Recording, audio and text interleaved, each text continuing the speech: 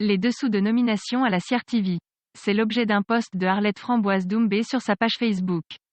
La suite, dans un instant.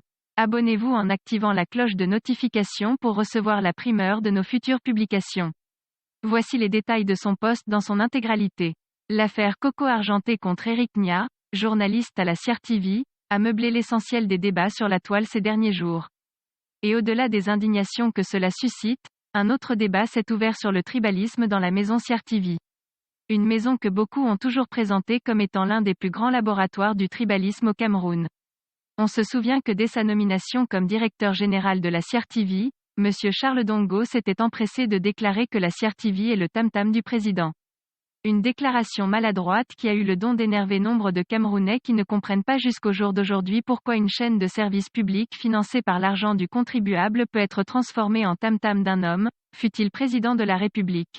Toujours est-il qu'après l'éclatement de l'affaire Éric Nia Coco Argenté et les accusations sur le tribalisme dans les recrutements à la CRTV qui fusent de partout, M. Charles Dongo, si j'en crois la page Actu Cameroun, a fait une nouvelle déclaration, non plus pour dire que la CRTV est le tam-tam du président, mais pour dire cette fois-ci que la CRTV est le patrimoine des Camerounais.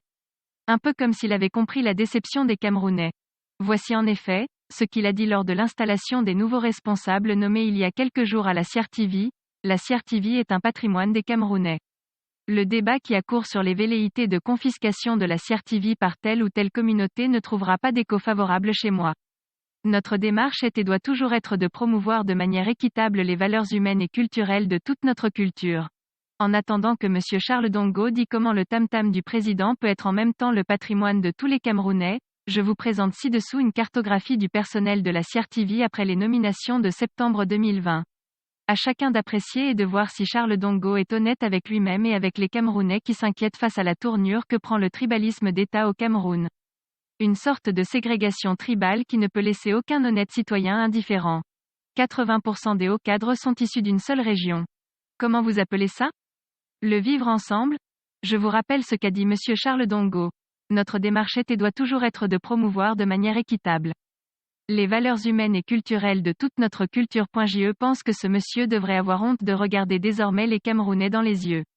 Et s'il a un sens minimum de l'honneur, il doit immédiatement démissionner. Ce que vous voyez à la CRTV, c'est ce que vous verrez à la CNPS, à la douane, aux impôts, à Camtel et un peu partout dans les services publics au Cameroun. C'est une grave injustice à l'égard du reste du Cameroun. On ne peut pas prétendre qu'on aime la paix avec ces pratiques rétrogrades et antipatriotiques. On ne peut transformer des patrimoines qui appartiennent à l'ensemble du peuple camerounais en épicerie familiale. Vous comprenez pourquoi le Cameroun ne peut pas progresser avec ce régime tribal qui a littéralement détruit le sentiment national par l'archaïsme du tribalisme. Le dénoncer n'a rien de haineux. Au contraire, dénoncer un tel régime, c'est donner la chance à la paix et à un authentique vivre ensemble. J'ai honte. Non au tribalisme d'État. Non à la ségrégation tribale. Oui au vivre ensemble authentique. Veuillez prendre 3 secondes pour liker la vidéo et la partager.